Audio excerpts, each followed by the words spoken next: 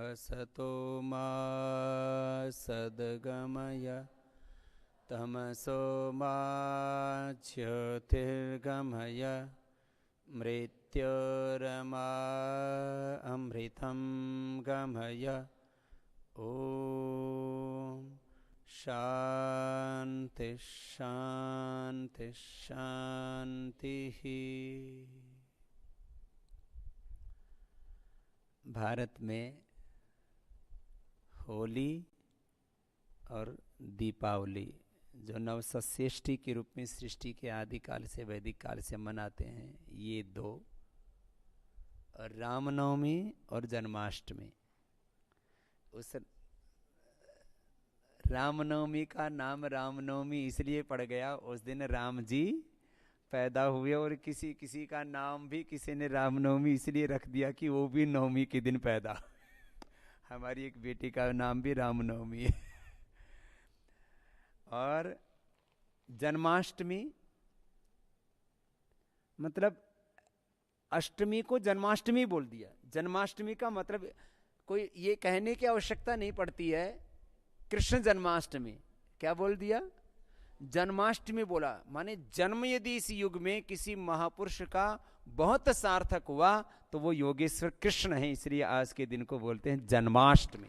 माने जन्म होना उनका सार्थक, इसलिए आज जन्माष्टमी के दिन आप सबको बहुत बहुत शुभकामनाएं, बहुत बहुत बधाई दी जाती हैं, शुभकामनाएं दी जाती हैं।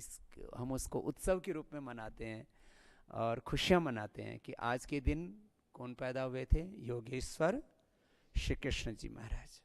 हमारा जन्मदिन होता है तो कौन मनाता है? सब तो नहीं मनाते, लेकिन फिर भी कोई मनाए तो या तो हम मनाते हैं या हमारे परिवार हमारे मनाते हैं। कुछ ज़्यादा उत्सव मनाना हो तो अपने संस्थान वाले मना लेते हैं, लेकिन भगवान राम और भगवान कृष्ण का, मर्यादा पुरुषोत्तम राम और योगेश्वर भगवान श्री कृष्ण का जन्मदिन पूरा देश मनाता है। जब आप समष्टि के लिए जीने लगते हैं तो सारी समष्टि आपके साथ एकाकार हो जाती है। तो हम भी कुछ ऐसा काम करें कि हमारा जन्मोत्सव पूरा देश और पूरी दुनिया मनाए।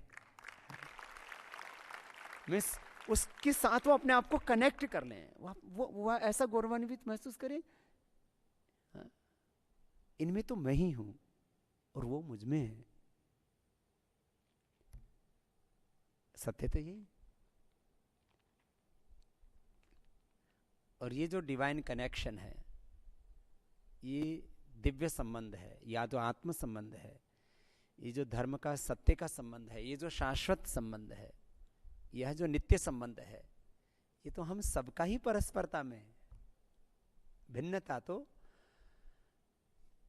विभिन्न दिशाओं से पुरुषार्थ करके इस धरती में दिव्यता का विस्तार करने के लिए है।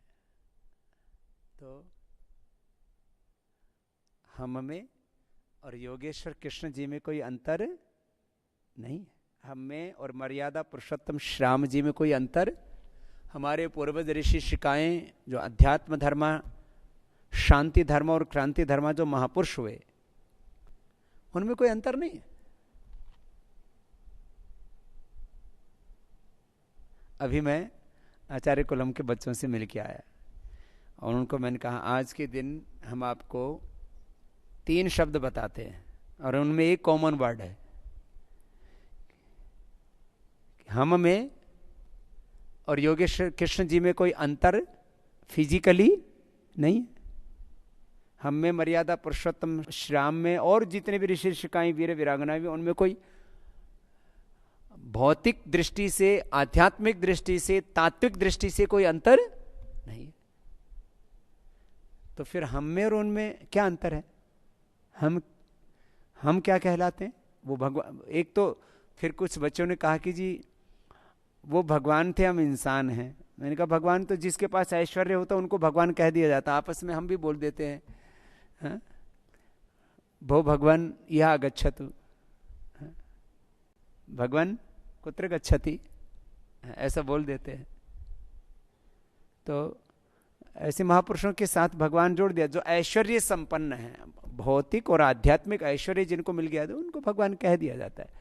लेकिन फिर छोटे छोटे बच्चों ने उत्तर दिया कि भगवान तो सर्वव्यापक हैं, हम सर्वव्यापक नहीं हैं। भगवान तो सर्वज्ञ हैं, हम सर्वज्ञ नहीं हैं। वो सृष्टि की उत्पत्ति करता है, हम सृष्टि उत्पन्न नहीं कर सकते, सूर्य चंद्र आदि को नहीं बना सकते, इसलिए हम आत्मा हैं और परमात्मा अलग है। तो हमने पूछा राम जी और कृष्ण जी ये परमात्मा थे या आत्मा थे? बोले आत्मा थे। मैंने कहा परमात्मा क्यों नहीं है? बोले परमात्मा तो निराकार है, उनका तो आकार था। तो ऐसे बहुत सी बातें चलती रही। खैर, तो हमने कहा कि फिर वो भी हमारी तरह से ही थे, तो हम में उनमें अंतर क्या है? तो एक बात उन्होंने कही कि वो महापुरुष थे, हम पुरुष हैं। ये बच्चों के दिए हुए उत्तर बता रहा हूं, मैंने अपनी तरफ से उनको उपदेश नहीं दिया। वैसे तो सब हम जानते ही हैं, प्रत्येक मनुष्य का आत्मा सत्यासत्य का जानने वाला होता है। स्वाभाविक ज्ञान सब में समान रूप से होता है, नैमित्तिक ज्ञान, और उससे उत्पन्न जो है विशेष कुशलता, कौशल, स्किल, ये डिफरेंट हो सकता है। कुशलताएं हमारी अलग अलग हो सकती है, स्किल्स हमारे अलग अलग हो सकते हैं, लेकिन जो स्वाभाविक ज्ञान है, वो सत्य है, वो सबके भीतर समान ही है। दृष्ट्वा रूपे व्याकरोत् सत्यानृते प्रजापति, ये बहुत बड़ा सत्य है। ये समझ में आ जाए ना तो व्यक्ति कभी भ्रमित नहीं होगा। सब बोलिए, दृष्ट्वा रूपे व्याकरोत् सत्यानृते प्रजापति अश्रद्धाम अनृते दधात श्रद्धाम सत्य प्रजापति। सत्य और सत्य का विवेक तो समय बराबर ही दिया है ना? तो हम सब पुरुष हैं, वो थे महापुरुष। तो पुरुष से महापुरुष बनना हो तो क्या करना चाहिए? क्या करना चाहिए बोलो? पुरुषार्थ। तो तीनों में एक कॉमन वर्ड क्या हो गया? पुरुष, महापुरुष और पुरुषार्थ। पुरुष शब्द जो है तीनों में, और ये पुरुषार्थ से पुरुष महापुरुष हो जाता है। तो यही जीवन का सत्य है। तो भगवान कृष्ण जी के बारे में फिर बच्चे बोले हमको हंडिया फोड़नी है। मैंने कहा हंडिया क्यों फोड़ोगे? बोले हंडिया फोड़ के और मक्खन चुराते थे भगवान जी। मैंने कहा क्या भगवान चोरी करते थे? बोले नहीं, चोरी तो नहीं करते थे। फिर मैंने कहा अभी तो बोला अभी मक्खन चुराते थे। बोले ये तो हमने सुना है कि भगवान जी मक्खन चुराते थे।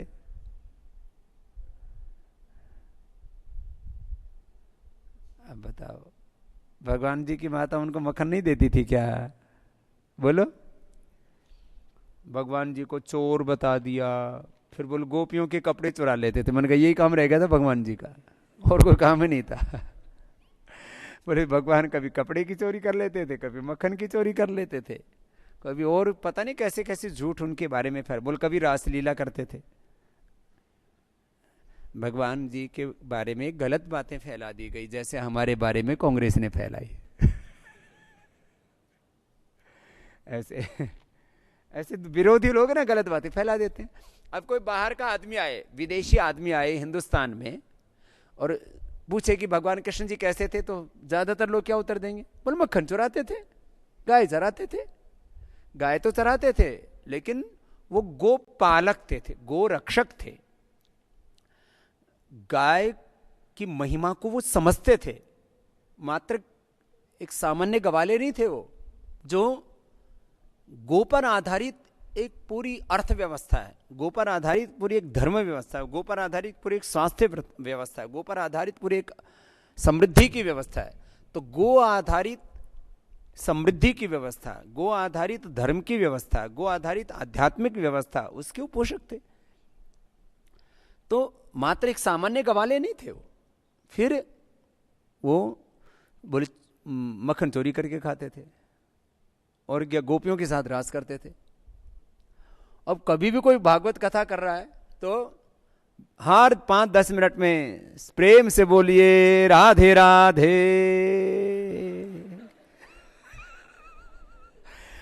कृष्ण को भूल गए, कथा कर रहे हैं कृष्ण जी की और बीच में बुला रहे हैं प्रेम से बोलिए राधे राधे। सब कृष्ण की कथा हो रही है और बीच में राधे राधे हो रही है।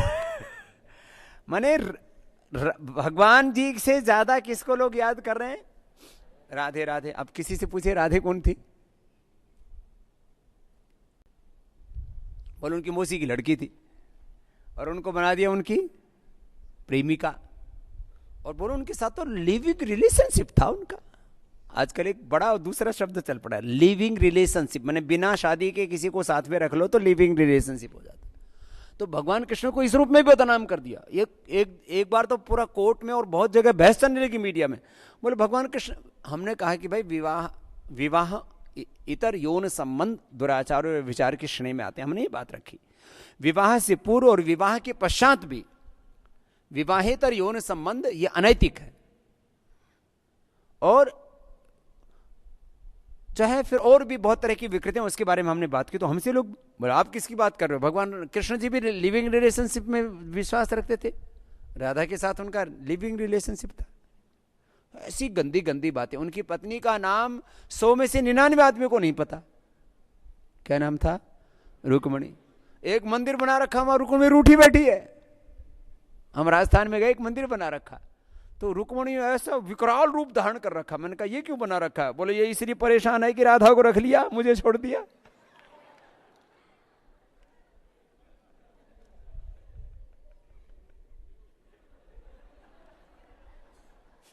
तो सास बहू का सीरियल वो वैसे कर रखा है, बहुत बुरी हालत कर रखी। अब बताओ, ऐसी बातें गलत बात है ना। भगवान जी मतलब जिनको हम योगेश्वर कहते हैं, जिनको हम अपना आदर्श मानते हैं, उनके बारे में ऐसी गलत गलत बातें प्रचारित कर दी। तो रुक्मणी को जानने वाले 1%, राधा को सब जानते हैं। आपस में भी मिलेंगे तो जब आप वृंदावन मथुरा इधर चले जाओ, आपस में मिलेंगे भी तो राधे राधे जो भी बोले सब राधे राधे। रुक्मणी जी फिर भूल ही गए सब। माने इसलिए महर्षि दयानंद को कहना पड़ा सत्यार्थ प्रकाश में, उन्होंने कहा कि योगेश्वर श्री कृष्ण ने जन्म से लेकर के मृत्यु पर्यंत एक भी कोई पाप नहीं किया। ऐसे थे वो महापुरुष। और योगेश्वर श्री कृष्ण की कितनी ऊंची चेतना थी वो उनकी गीता के ज्ञान में दिखता है।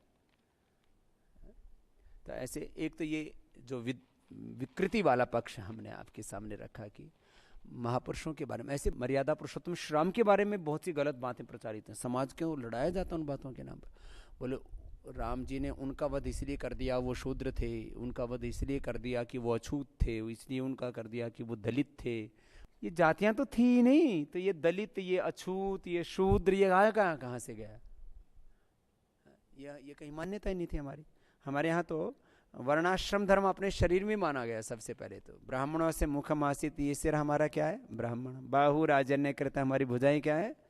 क्षत्रिय है। उरु तदस्य यद्वैश्य, पेट हमारा क्या है? वैश्य। पदभ्याम शूद्र आ जाता है, पैर क्या हमारे? शूद्र। ये सेवा करते हैं और शुद्धि करते हैं, सेवा और शुद्धि से शूद्र। तो जो है हमारे शरीर में ये ब्राह्मण स्थानीय है, ये क्षत्रिय स्थानीय है, ये वैश्य स्थानीय है। तो अब इसको देखो, परस्परता में पूरकता है इसमें। खैर, तो ऐसे बहुत सी विकृति आ गई। तो आज पूरा देश जन्माष्टमी मनाता है और पूरे देश में अलग अलग प्रकार से उसके लिए खुशियां मनाई जाती हैं। लोग उपवास करते हैं दिन भर। आपने भी किया है क्या किसी ने? तो अच्छी बात है, किसी को उपवास भी करना हो तो कोई पूरा निरान्न रह करके करते हैं, कोई दोपहर को थोड़ा फल खा लेते हैं, फिर शाम को थोड़ा सा लेते हैं। खैर, जब 12 बजे कहते हैं कि उनका जन्म हुआ था, तो खैर ये फिर इसमें हम भी बचपन से सुनते आते थे। तो फिर शाम को जो है प्रसाद मिलता था, फिर भजन कीर्तन करते थे। तो ऐसे अलग अलग तरह से फिर अपने आप को कनेक्ट करते हैं। किससे? अपने पूर्वजों से, अपने ऋषि ऋषिकाओं से, अपने महापुरुषों से। तो हम अपने आप को उनसे जोड़ते हैं इस बहाने कि और हमारा जीवन कैसा हो तो हम बार बार कहते हैं अपने पूर्वजों जैसा हो। हमें खुद राम और कृष्ण जैसा बनना है। और इतनी श्रद्धा थी हमारे यहाँ पर थी, है और रहेगी कि पहले ज़्यादातर मैंने देखा उत्तर भारत और दक्षिण, पूर्व पश्चिम उत्तर दक्षिण पूरे हिंदुस्तान में मैंने देखा किसी न ज़्यादातर लोगों के नाम राम और कृष्ण पर केंद्रित हो गए थे। एक राम से सैकड़ों नहीं हजारों नाम रख सकते हैं। किसी का नाम राम, किसी का नाम रामचंद्र, किसी का नाम राम गोपाल, किसी का नाम राम कुमार, रामेश्वर, रामदेव, राम प्रकाश, रामदास। माने राम के नाम से हमारे यहाँ पर हजारों नाम रखे गए। इसमें राम, अब इधर नाम रखेंगे रामचंद्र, अब दक्षिण में रखेंगे तो रामचंद्रन कर देंगे। राम और कृष्ण के नाम से कितने, और फिर राम के जो दूसरे जो है राम के जो पर्यायवाची शब्द हैं, ऐसे कृष्ण, और कृष्ण के दूसरे दामोदर से लेकर के, और कृष्ण जी को क्या कहा जाता है? पीताम्बर कहा जाता है, दामोदर कहा जाता है, और केशव, माधव, गोपाल, गोविंद, कन्हैया। कन्हैया तो आधुनिक, अब छोटा सा वैसे नाम रख दिया है। और राम, हे कृष्ण, हरे कृष्ण, ऐसे ऐसे भजन। और फिर जन्माष्टमी के दिन गाएंगे उनको। क्या है वो, मैया करा दे मेरो ब्याह, उम्र तेरी छोटी है अभी तेरा ब्याह नहीं होगा, फिर ऐसे बोलते। पता नहीं कैसे कैसे, माने जो है मतलब जैसे भगवान जी को पैदा होते ब्याह कराने का शौक चढ़ गया था। बिरज की छोरी से पता नहीं क्या क्या है, मैया करा दे मेरो ब्याह, बोले उम्र तेरी छोटी है, फलानी है, तेरा ब्याह नहीं होगा अभी। ऐसे ऐसे भजन गीत गाते हैं, माने जिनका कोई मतलब नहीं है। किसी भी महापुरुष के बारे में उनके भक्तों ने उतना बदनाम नहीं किया जितना हमने राम और कृष्ण को बदनाम किया। ये तो मैंने दूसरी बातें की। तो राम और कृष्ण इतने हमारे, इनके इतने उच्च आदर्श थे हमारे सामने कि हमारे यहाँ जन जन में ऐसे नाम भी भगवान के नाम से ही हो। कुछ नाम वेदों की ऋचाओं पर हमारे यहाँ नामकरण करते थे तो किससे लेते थे? अब बताओ। अच्छा बताओ, किसी का नाम देखते पता लग जाता है कि ये हिंदू है या मुसलमान, सिख है या, सिख और हिंदुओं के तो नाम मिलते जुलते हो जाते हैं, बौद्धों के भी नाम मिलते जुलते हो जाते हैं, जैनों के नाम भी मिलते जुलते हो जाते हैं, थोड़ा सा अंतर है, लेकिन तीनों में बड़ा डिफरेंस है। क्यों? हमारे नामों का आधार क्या है? जो भी अपनी सनातन परंपरा में, आर्य परंपरा में, वैदिक परंपरा में, भारतीय परंपरा में, ऋषि परंपरा में, अपने आर्यवर्त देश में जो भी उत्पन्न होते हैं तो वो अपने नाम रखते हैं। तो कहां से लेते हैं नाम? एक तो हमारे महापुरुष हो गए, उनके नामों से रखते हैं। राम हो गए, कृष्ण हो गए, गौतम, कणाद, जैमिनी, पाणिनि, पतंजलि और तमाम वही ऋषियों की, ऋषिकाओं की लंबी श्रृंखला, उनसे लेते हैं। और नाम कहाँ से लेते हैं? वेदों से लेते हैं। जैसे किसी का नाम है सविता, तत्सवितुर्वरेण्यम, सविता बहुत बार है? सविता, पवमान, सोम, इंद्र, ऐसे बहुत से नाम हैं। श्रुति, ऋचा और प्रज्ञा, मेधा, श्रद्धा, है अदिति, गंगा, गंगे, जो पवित्र वेदांत संस्कार आदि करवाते थे तो हमारे प्रिय नाम होते थे सोम, पवमान, ऐसे वेदों के। फिर उपनिषदों के बहुत से नाम होते थे ऐसे, जैसे प्रचेता, नचिकेता, ये सब नाम कहाँ से लिए हमने? उपनिषदों से। तो हमारे नामों का स्रोत क्या होता था? न किसी का नाम रखना हो तो वेद, दर्शन उपनिषद, दर्शनों से नाम ले लिया। जैसे किसी का नाम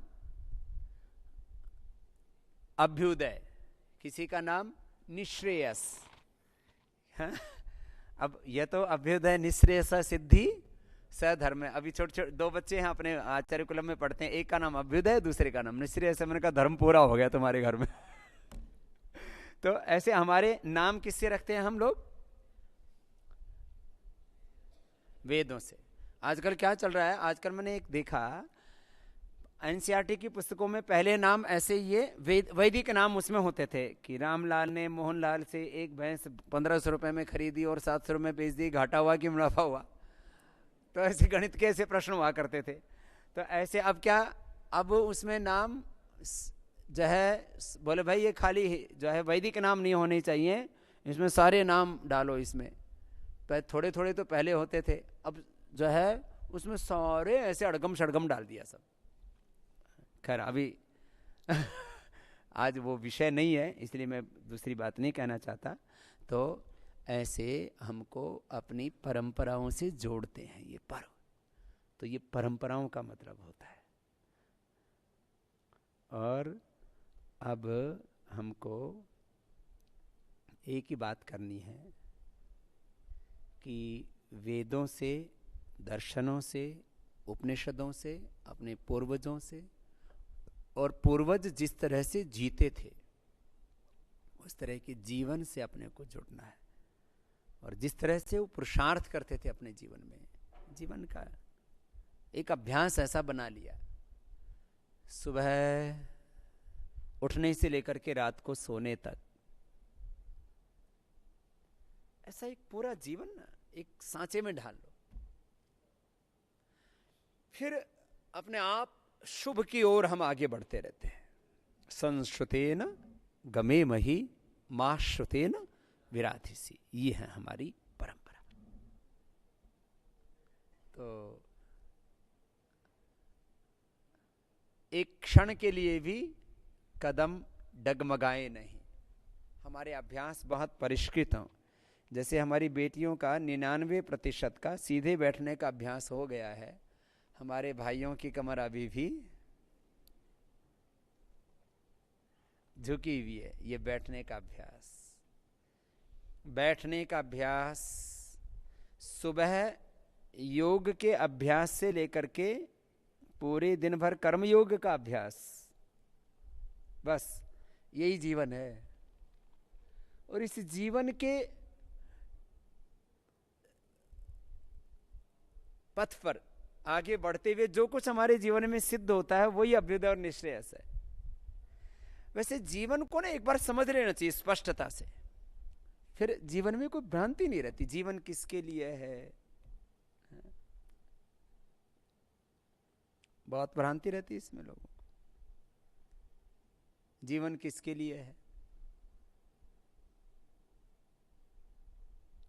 तो इसके इतने प्रश्न आते हैं हमारे बीच में, फिर इसमें इस तरह के और जटिलताएं आती रहती हैं। कोई समझ जाए तो बहुत छोटा सा है। पूरा जीवन किसके लिए है? बचपन तो ज्ञान की प्राप्ति के लिए हो गया। ज्ञान की प्राप्ति में भी एक कॉमन सत्य है, पुरुषार्थ। पूरा जीवन पुरुषार्थ के लिए है। पुरुष ही किसके लिए है? और पुरुषार्थ का परिणाम ही क्या है? अभ्युदय और निश्रेयस। उसी को धर्म की संज्ञा दी। और पुरुषार्थ जो आंतरिक रूप से किया जाता है, योग बाह्य रूप से किया जाता है, वो कर्म योग। पुरुषार्थ में संवेदनाएं जुड़ी रहती हैं, उसी को बोल दिया जाता है भक्ति योग। उसी में हमारे आंतरिक जीवन का और एक जो शाश्वत सत्य वो जुड़ा रहता है, उसी को राजयोग नाम दे दिया जाता है। तो शब्दों का प्रयोग है, इसमें हमें भ्रमित होने की आवश्यकता नहीं। मुझे ऐसा ज्ञात हुआ है कि आप सब बहुत पुरुषार्थ कर रहे हैं, पूर्ण पुरुषार्थ कर रहे हैं। कुछ थोड़ा पुरुषार्थ का विपरीत क्या है? ये आलस्य क्यों करता है आदमी? क्यों भाई? ब्रह्मचारी, छोटे ब्रह्मचारी जीवन में आगे किससे बढ़ता है? पुरुषार्थ से। विवेक जी का विवेक जागृत है तो आगे किससे बढ़ता है हमने पूछा तो क्या उत्तर दिया विवेक जी ने? पुरुषार्थ से। और पुरुषार्थ का उल्टा क्या होता है? आलस्य। आलस्य क्यों करता है? पुरुषार्थ से तो आगे बढ़ेगा, पुरुषार्थ से उसको सफलता मिलेगी, और सफलता मिलने से सुख होता है कि दुख होता है? सुख। सुख होता है। सफलता मिलेगी, सुख मिलेगा, और पुरुषार्थ करेंगे तो समृद्धि भी मिलेगी ना जी। समृद्धि मिलेगी, सफलता, सुख, समृद्धि। शांति चाहिए क्या? शांति जी। तो मेहनत करके शांति मिलती है, आलस्य करके? अब दिन भर कुछ भी पढ़ाई ना करो तो मन शांत रहेगा कि अशांत? अशांत। अशांत। कुछ भी जीवन में उपलब्ध ना हो तो मन शांत रहेगा कि अशांत? तो सफलता से, समृद्धि से, सुख से शांति भी मिलती है। तो चलो, ये तो पुरुषार्थ के फल हो गए। आलस्य का क्या फल है? आलस्य करेगा आदमी तो क्या मिलेगा उसको? कुछ नहीं मिलेगा। कुछ भी नहीं मिला तो उसको सफलता नहीं मिलेगी, समृद्धि नहीं मिलेगी, सुख नहीं मिलेगा, शांति नहीं मिलेगी। फिर करता क्यों आदमी? जिससे कुछ भी नहीं मिलता फिर उसको क्यों करता है? अज्ञानता है। हाँ, अविवेक के कारण से करता है ना। आपका नाम विवेक है ना? जी। तो अविवेक के कारण से। तो आप तो नहीं करते होंगे ना? जी नहीं। और यदि करते हो तो आज के बाद विवेक पूर्ण कार्य करना। क्या करना? विवेकपूर्ण। विवेकपूर्ण। पूरे जीवन का एक शब्द में कहा जाए, एक तो पुरुषार्थ बोला, तो सारे कार्य हमारे कैसे होने चाहिए? ये हमारा छोटा ब्रह्मचारी विवेक है, इसी के ऊपर बात आ गई। तो हमारा पढ़ना भी कैसा होना चाहिए? हमारे संबंध भी कैसे होने चाहिए? हमें परस्पर प्रेम भी कैसा होना चाहिए? विवेकपूर्ण। खाना भी कैसा होना चाहिए? खाना बहुत अच्छी बात है, लेकिन सुबह से शाम तक खाते रहना चाहिए क्या? क्या ये विवेकपूर्ण है? विवेक अविवेक। अविवेकपूर्ण है सुबह से शाम तक खाना। खाना भी हमारा कैसा होना चाहिए? व्यायाम भी हमारा कैसा होना चाहिए? विवेकपूर्ण। सोना भी हमारा कैसा होना चाहिए? कितना घंटा होता है विवेकपूर्ण सोना? 6 घंटे। 6 घंटे। व्यायाम विवेकपूर्ण कितनी देर का? व्यायाम 30 मिनट। 20 से 30 मिनट। चलो 30 मिनट कर लो, अभी जवान हो। और ध्यान और प्राणायाम आधे घंटे। 1 घंटा कर लो है। तो सारे कार्य हमारे कैसे होने चाहिए? संबंध भी कैसे होने चाहिए? विवेकपूर्ण। सुख भी विवेकपूर्ण लेना, विवेक पूर्वक सुख भोगना। ये जैसे हम खाते हैं तो खाने में सुख मिलता है कि दुख मिलता है? विवेकपूर्ण सुख भोगना, ये भोग नहीं है, ये किसकी श्रेणी में आता है? योग की श्रेणी में आता है। विवेक पूर्वक देखना, विवेक पूर्वक सुनना, विवेक पूर्वक बोलना, विवेक पूर्वक आपस में व्यवहार करना, विवेक पूर्वक प्रीति करना, विवेक पूर्वक प्रेम, ये तो है सुख की श्रेणी में, योग की श्रेणी में। और अविवेक पूर्ण जो है, जो प्रेम है, वो राग की श्रेणी में, फिर वो और उसके बहुत विकृत रूप है फिर, है ना। तो सारा जीवन कैसा होना चाहिए? विवेकपूर्ण। ठीक है जी, विवेक जी आप थोड़े दिनों में विवेकानंद बन जाइए, विवेक के आनंद में जीने लग जाइए। अभी क्या पढ़ रहे हैं? अष्टाध्यायी। अष्टाध्यायी कितनी हो गई? 4 अध्याय दूसरा पाद। 4 अध्याय, चौथे अध्याय का दूसरा पाद।